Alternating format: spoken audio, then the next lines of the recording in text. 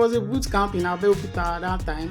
I was Mhm. contemplating on attending, but instead of going there every day, I decided to speak with somebody I know who is knowledgeable in all this web dev stuff, and that's Mhm. how I was able to do it. It's very important that when people are building their technical skills and even building their career, they have artifacts of things that they've done that they can showcase because, The learning process in front end development has not been that straightforward. So right from the day I okay. started learning JavaScript, so when I felt I had a hold of the basics of JavaScript, I jumped on React.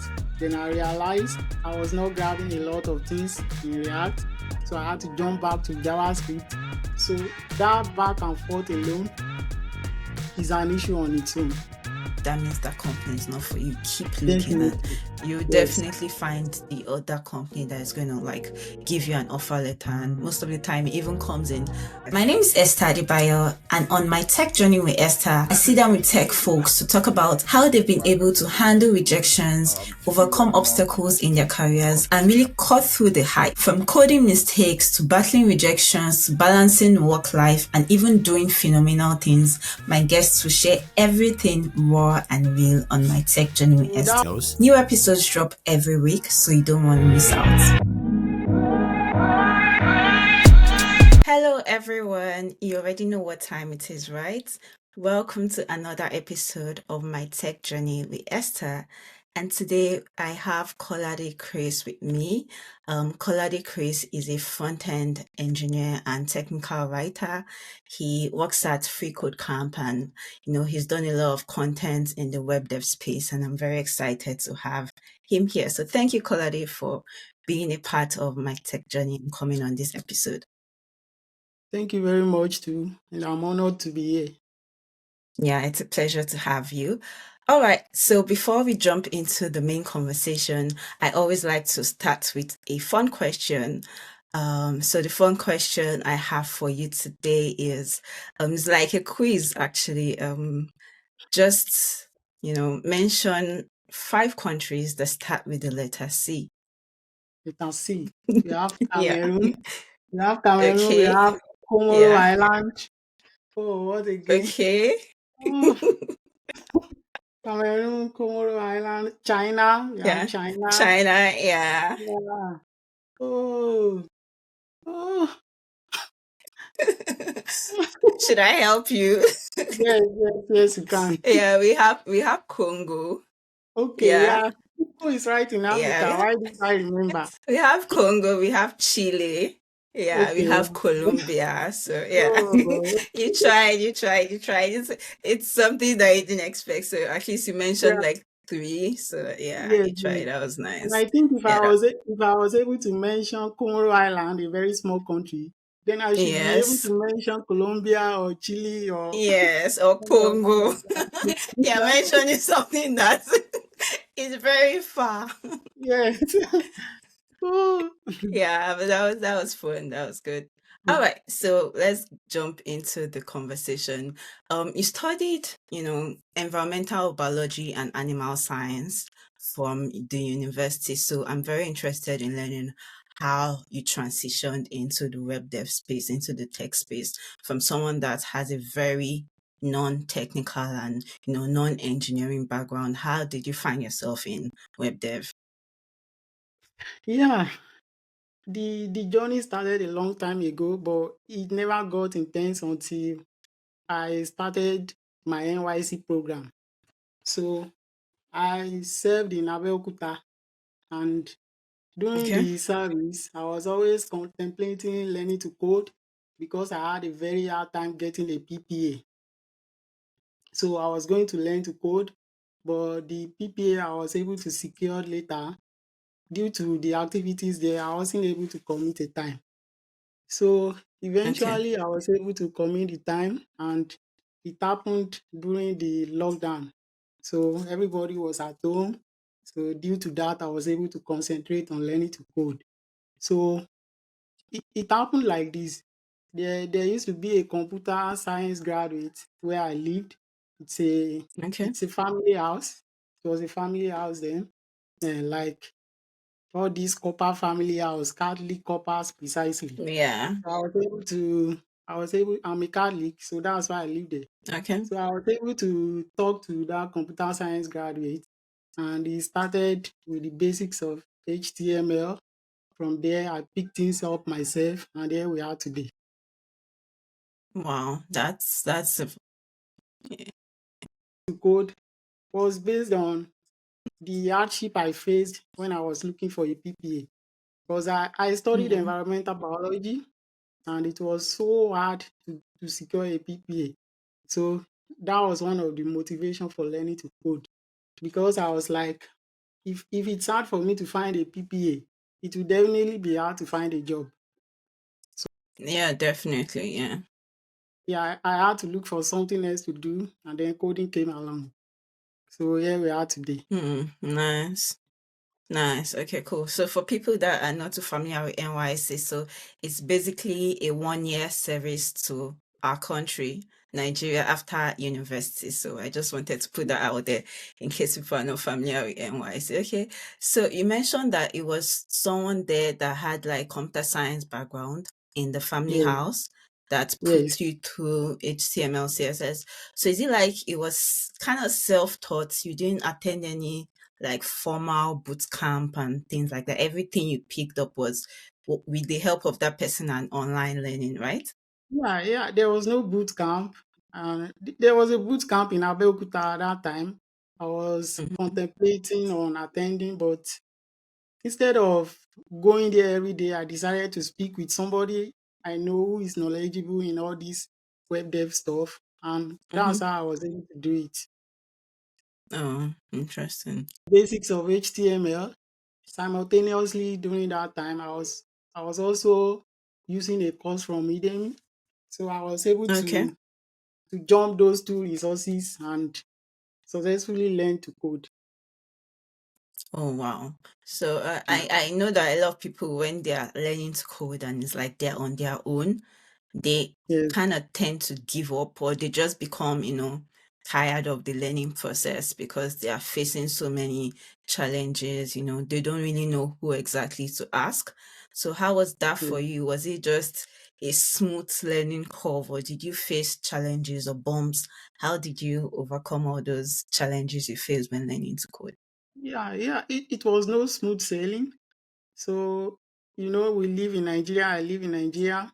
The electricity problem we face alone is a huge challenge. Yeah, So yeah. of course, there were challenges, but I was able to surmount those challenges because we had an alternative for power. And the thing is, once you are able to overcome the power challenge in Nigeria, then you can do anything.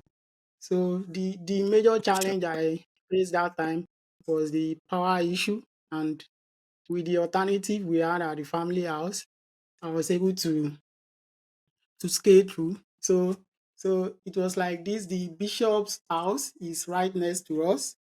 So and there was always power there. So anytime we want to do anything, me and the person putting me through, so we just carry our laptops and go straight into the bishop's court. So so Mm, again, power was the major challenge, and I was able main to, challenge. Okay. yes, I was able Okay. to skate through with it. Um, okay. So roughly how many months did it take you, like from you starting to learn to code to when you were a bit comfortable with, creating projects? Like how long did that phase take you? Yeah, I think it took around 3 months, 3 months with Mm, just HTML and that's CSS, fast. because the first time I touched JavaScript, I swore not to ever touch it again. So Why? it was so daunting, and I always Yeah. believe I'm dumb in mathematics, and when I was taking those JavaScript courses, I was seeing some mathematics. So that scared me off. That alone scared me off. But, but I kept on seeing the need for JavaScript, and that's why I had to make sure I learn it. So for HTML and CSS, I was able to do something on my own right before the third month. But Oh wow. for JavaScript, it took a lot of time, maybe a year. Hmm. Yeah. I was able I to can before I was totally able to. relate because yeah, I can totally relate. JavaScript was the one that took me the most time because in Yes, fact when I started learning the variables, const, let, you var, I was like, what is const? those two What is words. Yeah, var? Like just even understanding the syntax alone can be very, overwhelming and yes, it will yes, just be strange for someone that is not coming from a coding or technical background. So I can definitely understand it. So yeah, that makes a lot of sense. Okay. So now you work in FreeCodeCamp, you work as an yes, instructional designer, and you also yes, worked as a staff author. So how yes. exactly did you start that journey at FreeCodeCamp? Is it like how did you start that job? How did you start your job at FreeCodeCamp? Yes, yes. It's a long process. So it started with me as a voluntary contributor. So I was writing articles then. So I think it was my third technical article, and that's the one Quincy, Quincy Larson, the founder of FreeCode. Yeah, Quincy Larson. Yeah. Article, maybe the third or the fourth was the one he picked interest in. So from there he contacted me. The name of that article is, I think, 10 CSS tricks for developers. And the thing with CSS is when developers see anything CSS related, we always like to jump on it because Yeah. CSS is good for everybody. So that was like my breakout article. Quincy liked it. Mm. And then he contacted me, then asked me if I would come around to Free Code Camp to start writing articles as a staff author. Mm.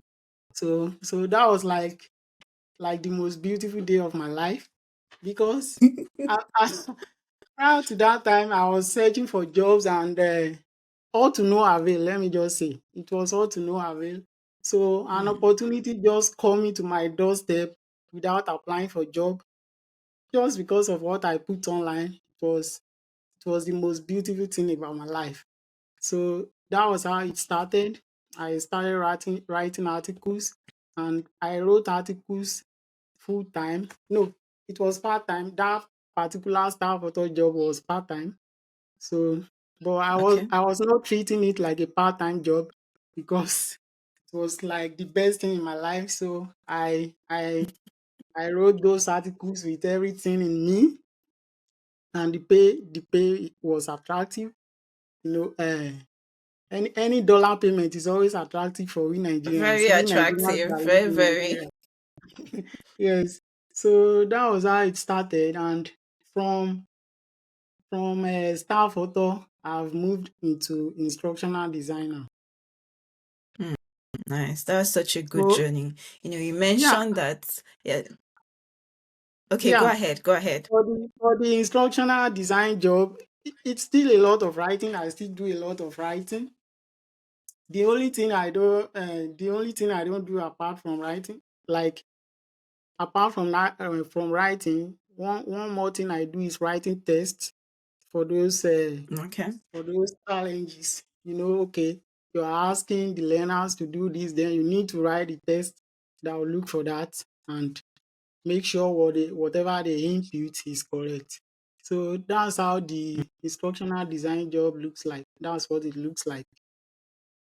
Okay, okay. So for me, I understand instructional designer is more like someone that is creating a course.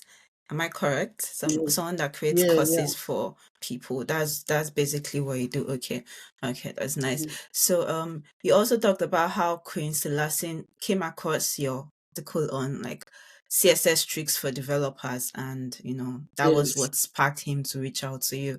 Yeah, so I feel yes, like a lot of people do not actually put things out. Like that project or that particular piece of article that you wrote was what made people come to you. That's what made you not even look for jobs so much because you already had yes, like a piece of portfolio item with you. So it's very important that when people are building their technical skills and even building their career, they have artifacts of things that they've done that they can showcase because, if you do not have those pieces, no matter what you say you can do, nobody will really believe you. But you already had yes, something that people could work with, something that could make people want to employ you. And that was what, made him reach out to you. And that was really how you got your, first job. Even though it was part-time, the pay was Yes, still quite good. And yes, yeah, so right now I know that you've written so many articles, like over 200 articles yes, you've yes, written it. And that's just really, well, that's a great achievement, because I know how yes. much it takes to write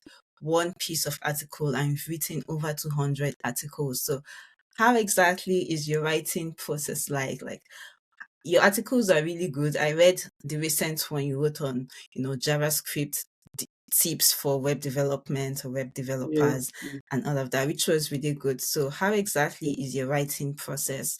Like, what do you do when you get a topic to write about? Yes, I'm a developer and Google is my friend. So Yeah. when I get an headline to work on, the first thing I do is to research. Like during that time when I was still working as a staff author, when that was my primary job at FreeCodeCamp, what I would do is whenever Mm-hmm. I get the headlines, I will just Google search all of them one by one. So that would be like a general research. Then from there, I will start picking the headlines one by one, and then I do my research. After doing my research, I jot out some questions, some questions I may have along the line, and then that will form another basis of research. Then the next thing I will do is jump into writing. I always use Microsoft Office, Microsoft Word in Okay. particular. So that's what I use for writing my markdown. So I write the markdown straight. Like whenever I need a heading, I just put in the hash. Even though I know Microsoft Word will not format it. So that's what the process looks like. And after I finish writing the article, I will send it to my editor. My editor is Okay. Abby. Yeah, her name is Abby, best editor in the world. So after writing the article, Okay. yeah, I will send the article to her, and then if there is anything I need to improve on, she'll point out those things. And when I'm able to fix those things, then the article gets published. So that's one thing that has made me a better writer, the editing process, because she has edited more than 1,000 articles. So she knows a lot Wow, of things, that's a and lot. whatever she tells you about your article is the real deal. So from the Mm, editing process, I was able to become a way better writer. So that was like What's the turning point yeah. in all the process. That was Yeah. always the What's turning one point. thing that we've all been taught that resumes and cover letters are the keys to landing a job. But I'm here to tell you that there's a far more powerful tool that hiring managers are actually paying attention to. Ready to hear it? It's called your portfolio site. That's right. While everyone else is tweaking fonts on their resume, your developer portfolio is how you can wow recruiters. It shows off your creativity and skills in a way that no boring resume could ever. But building a polished portfolio from scratch takes forever, right? Wrong. I've created the ultimate portfolio site template that does all the heavy lifting for you, built with Next.js pages and Chakra UI. This portfolio site immediately introduces you to potential employers, highlighting your career achievements, gives them quick links to contact you, and check out all your socials and GitHub. All you need to do is make tweaks and deploy, and then you're good to go. Access the code for this portfolio site by visiting thefreelancehq.com/get my portfolio. Yeah. What's one thing that maybe you were doing, maybe a writing practice that you used to do, and now you have learned not to do? Yes, yes. I think there's a ton of them. Number one among those is I always have this wall of text. Like in my paragraphs, I would have like maybe 10 to 15 sentences. So Okay. yes. So and one thing is after she publish any article I send to her, I'll read the article and compare it to my own draft. So from Mm. there, I'm able to learn whatever she has improved on her own. because sometimes she will not tell you in particular whatever she has to do on her own, she doesn't tell you. Okay, she just does it on her own. Yeah, yeah. Your article might appear a little different from your draft, but she always try to preserve your writing style. But one thing I Okay. notice is she always break down the wall of text and fix my typos and all that.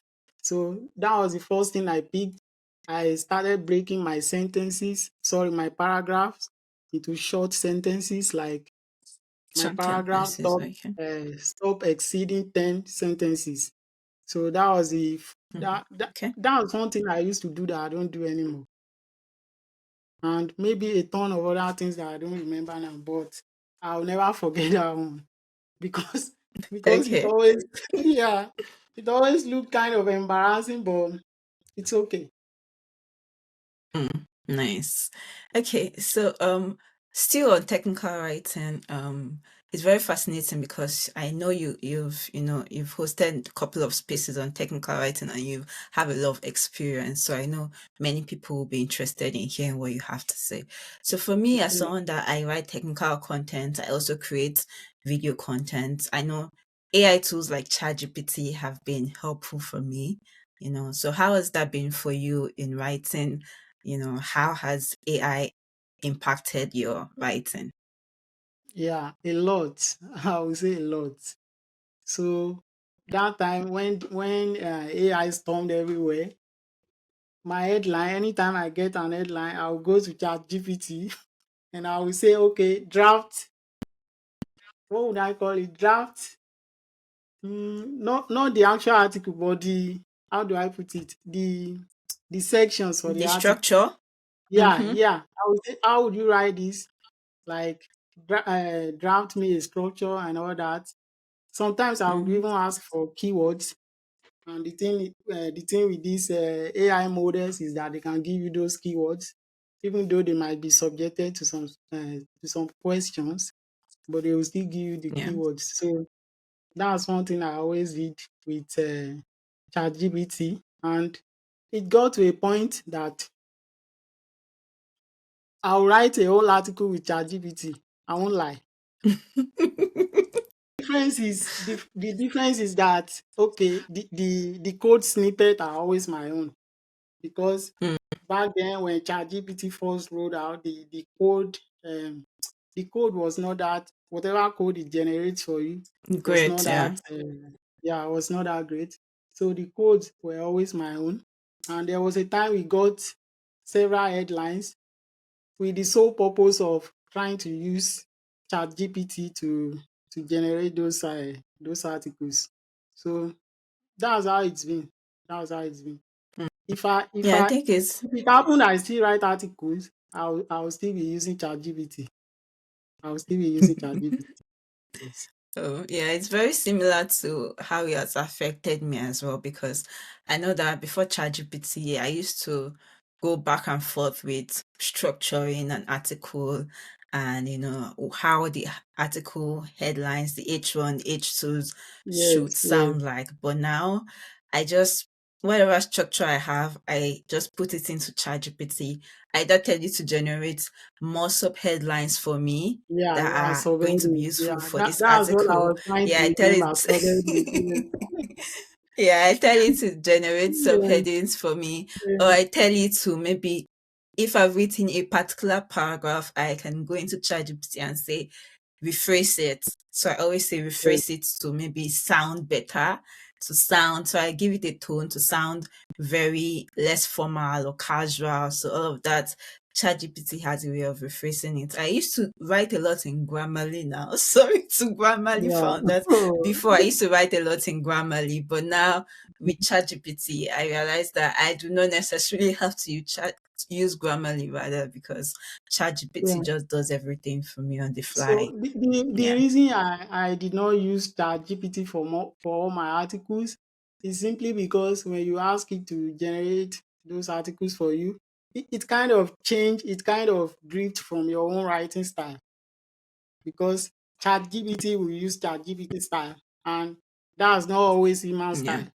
So that's the reason I was not Yeah, using exactly. ChatGPT to generate articles all the time. And then at a point, there I think there was a point Google frowned at AI generated content. I think it was not until maybe the beginning of the year when Google started Okay. with their bad project that they stopped clamping down Google on bad. AI Yeah. generated content. Yes, yes. Mm. So that's how Okay. it is with ChatGPT for me and all those maybe bad AI and all tools. that. Yeah. Yeah, AI tools. Yeah. Okay. So for people that are looking to get into technical writing and they're not very sure of the skills or what they need to know, what are some of the skills and things that they need to know before, becoming good technical writers? Yeah. I would say the first skill you need to learn is communication because Okay. you are not writing for yourself, you are writing for others. So maybe you understand things better and faster. Your target audience might not, some of your target audience might not be able to understand things faster. So you really need to tone down and make sure everything you put in your article is simple for everybody to grasp, unless you are writing for Mhm. people that are way more experienced, like more experienced developers. For me, I always look at whenever I'm writing an article, I always look at it as if the person does not understand what I'm talking about at all. Yeah. Yeah. So that's one skill to develop. And then I would say another skill to develop is not necessarily a skill but have a style. And when people are Okay. A able style. to yeah, yeah.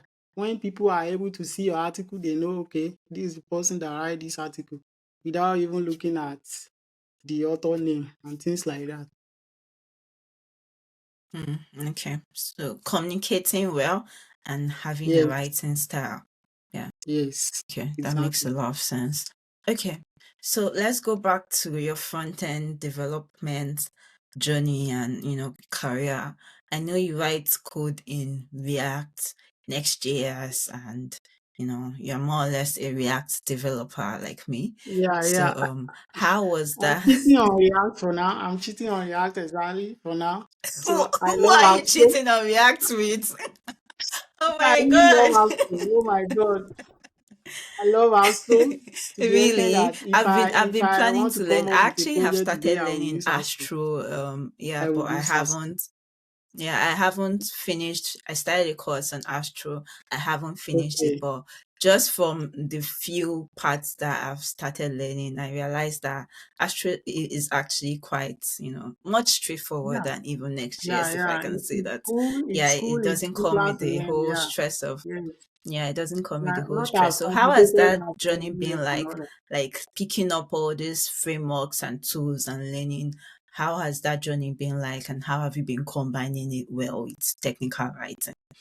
Yeah, it's been a journey of patience for me because I right from when I started learning JavaScript, JavaScript is part of the front end ecosystem. So things have been a little bit not straightforward.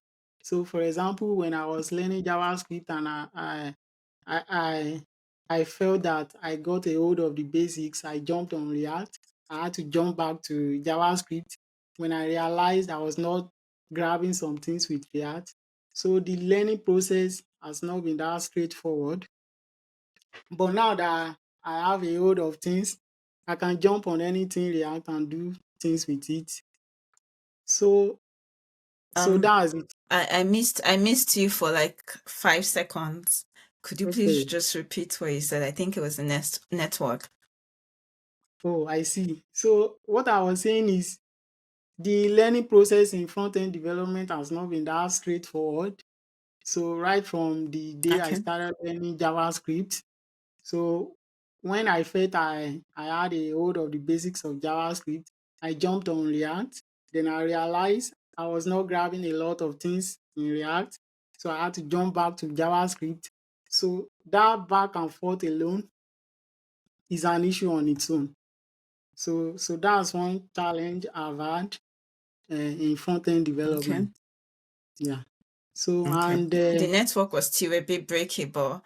I know okay, you mentioned that it's not been like an easy journey, and you yes, mentioned something was an issue on its own. What was the issue? yeah, the jumping back and forth between JavaScript and React when I was learning. So that was like an issue for me. The network does not want me to hear the issue. Oh, yeah.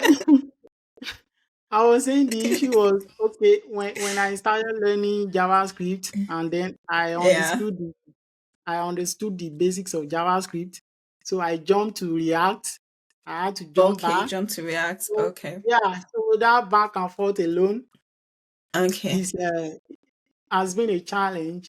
And another thing is the ton of resources you can work with as a front end developer, as a developer Oh in yeah. general.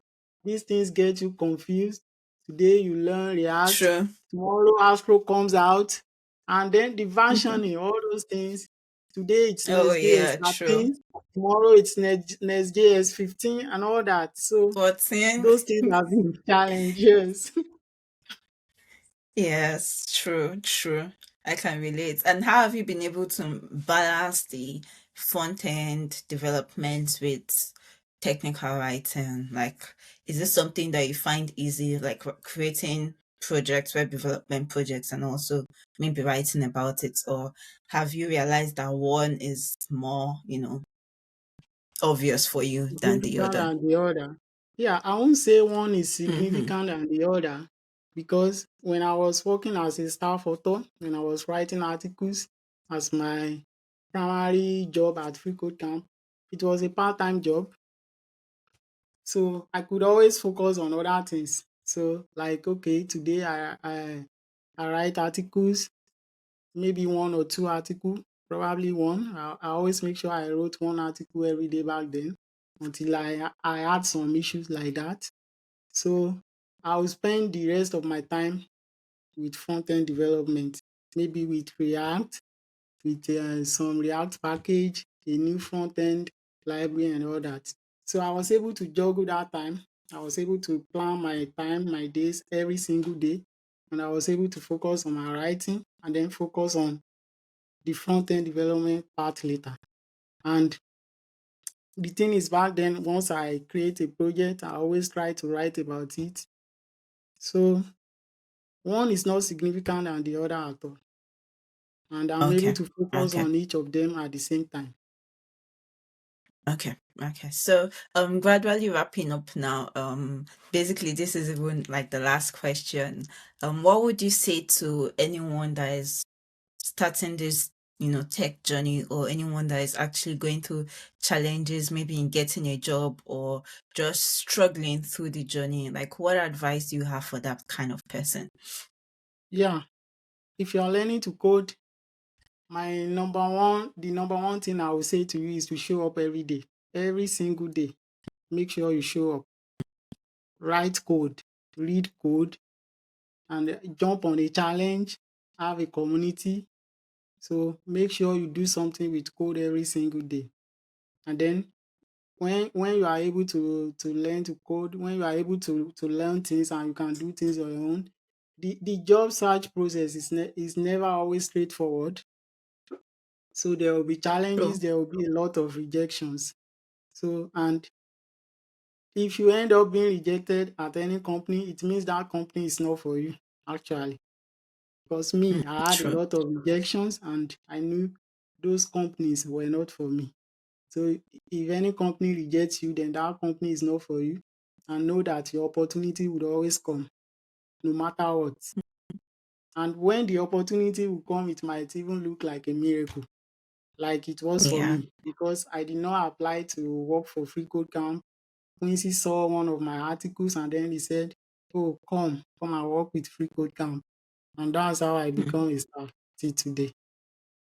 Yeah, that's so good advice. Like if a company rejects you, that means that company is not for you. Keep looking, and Definitely. you Yes. definitely find the other company that is going to like give you an offer letter. And most of the time it even comes in ways you did not even imagine. The one that you're really struggling to get is the one that is running away from you that you did not get, and the one that is like eases you, that is without much struggle, is the one that you finally get. So yeah, if you're struggling, that's what Kolade has to say. Like, keep showing up every day and don't ever allow any rejection to, get to you or make you stop your journey. So yeah, True. that has been such a good conversation, Kolade. It's been really nice just learning about your journey and hearing how much you've accomplished, like seeing how far you've done in technical writing and both, your technical web development journey as well. So yeah, I'm really excited to see what's in store for you, and I wish you all the very best.